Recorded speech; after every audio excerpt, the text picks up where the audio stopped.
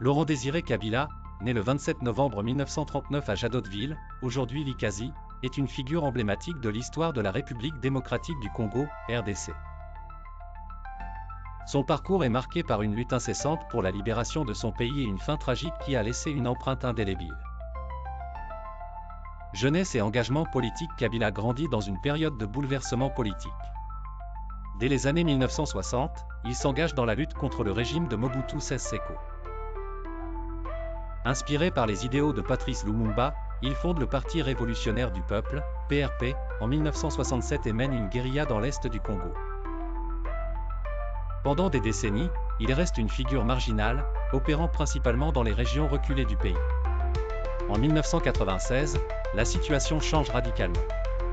Avec le soutien du Rwanda et de l'Ouganda, Kabila prend la tête de l'Alliance des Forces démocratiques pour la libération du Congo, AFDL. En mai 1997, après une campagne militaire fulgurante, il renverse Mobutu et devient président de la RDC. Cependant, le règne de Kabila est loin d'être paisible. Dès 1998, il doit faire face à la Deuxième Guerre du Congo, un conflit complexe impliquant plusieurs pays africains et de nombreux groupes rebelles.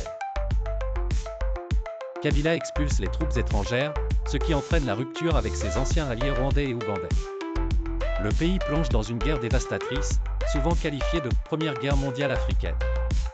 Kabila tente de restructurer l'armée congolaise, mais les défis sont immenses.